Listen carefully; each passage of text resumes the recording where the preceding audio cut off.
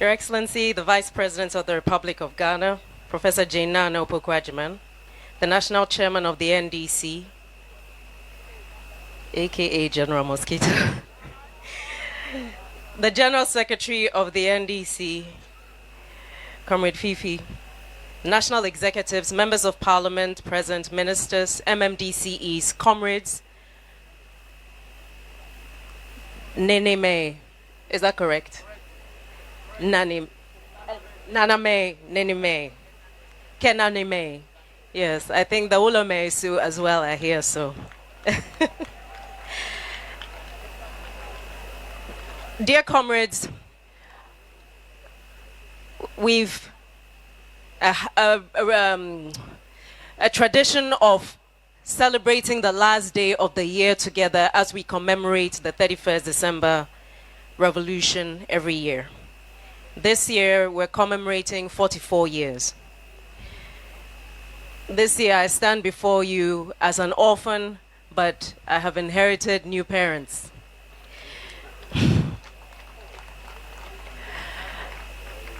Ladies and gentlemen, my dear comrades, neither June 4th nor 31st December happened in a vacuum. Across the length and breadth of this country, professors and doctors from academia, retired officers, we had members who represented the fishermen and the farmers of this country.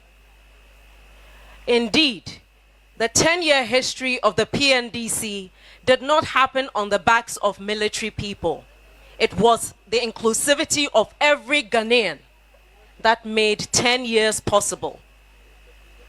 And so if we stand here to commemorate the 44th anniversary of the 31st December Revolution, it is also to honor the memories of all those who laid down their lives then and subsequently to build this country. Those who helped to consolidate the foundation upon which we now have our fourth republic. As a matter of fact, had the foundation not been so strongly laid, perhaps with some of the things that happened over the years, we would not be here talking about a fourth republic. But the strength and the commitment of those who contributed to those 10 years preceding the fourth republic gave the resilience that we needed to survive some of the lowest points that we have endured since then. Comrades, we have a duty to put aside parochial interests and to put Ghana first. If we look at what's happening in Ghana and we look at what's happening across the sub-region, if we make a mistake of taking incumbency for granted, of exhibiting arrogance of power, we only will have ourselves to blame. No government can provide employment for every single citizen, which is why the responsibility on government is so huge to provide an enabling environment, one that is not drowning in corruption or nepotism or ethnicity or marginalization of members of this country.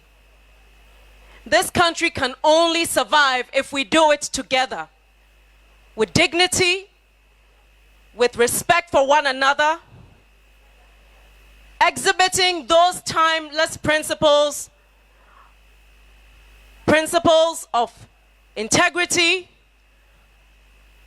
of transparency, of accountability, of probity. Ladies and gentlemen, if we are to leave Ghana better than we found it, we have a duty to stick to those principles. And a reset agenda means we must make sure that our moral compass is reset back to where it ought to be. The fact that the bar has been set so low does not mean we should start from ground zero. We can be better than that, and we know better than that. let us raise the bar. Yes, it's true. Democracy has a tendency to open the door to monetization of everything. But we can be the gatekeepers as to whether that becomes the culture that drives us deeper into the abyss, or whether we will let certain values that cannot be bought be our guiding principles. So that no one, regardless of how much money they have, can derail the consolidation of the democracy of this country. The moment we start to give in is when we start to disintegrate, and it's when we start to destroy the foundation on which we have solidly been placed. There are times when I cannot believe that in my 47 years, I've actually seen this country better than it is. It means that we have to do better to ensure that no government can come in and destroy what has been built. We must be open to self-reflection and criticism so that we can correct what mistakes we are making before it's too late. There's a principle in aviation where you course correct as you are moving, because you cannot always determine the factors that will be facing you as you move forward. Our duty is to course correct. Don't wait till you get to your final destination before you realize that you are on the wrong side. The purpose of decentralization, we have our MMDCEs present here, is to make sure that the vision of the president is carried out down to the local level, to the unit committee level. And who are the members of our committees? Ghanaians of different religions, different ethnic groups, of different political leanings. Let us not be misled or tempted into dividing this country so badly on partisan lines that our progress is stunted. We do not have that luxury. We have to work together. And where wrong is wrong, let's point it out and let's do better. We mustn't wait till the next election before we start looking back to see whether the road is crooked or straight. As we move forward, let's keep checking. Let us not surround ourselves with people who will keep saying you are doing well. Let us have objective people around us who will speak the truth without fear, without favor.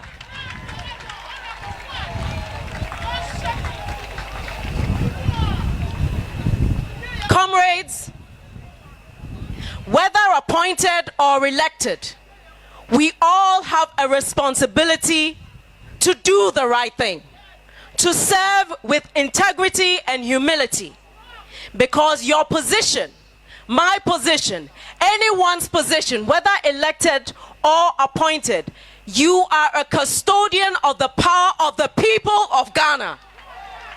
You are not there for yourself or for your immediate family. You are there to serve. So serve like you are serving God. Repeat again, repeat. I should repeat. Whether you are appointed or elected, you must serve with humility, you must serve with integrity, because you are a custodian of the power of the people of Ghana. Do not abuse your power. Do not become arrogant, and do not get confused by the fact that you are where you are today, because you do not know what tomorrow holds. So make sure that today you do the best you can do and leave a good legacy behind. Today, as we stand here, as we sit listening, I heard what Honorable Doyo said about the impact that my parents had. God bless them. What are we going to do so that when we are no more, someone can also stand on a podium and speak to what we have done for somebody else apart from ourselves? That is what today is about. Today is about remembering, in case you forgot. Today is about honoring the memory of those who served selflessly. Today is a reminder to us not to abuse incumbency, but to recognize it as an opportunity, to recognize it as a privilege to do better, to serve the people of Ghana, to leave Ghana better than we came to find it. That is what today is about. We are not here to glorify excesses of the past or the mistakes. But we cannot move forward if we pretend like those things didn't happen or didn't happen in the context of certain things that were happening in Ghana at the time. Let us be guided. The majority of our population is youthful.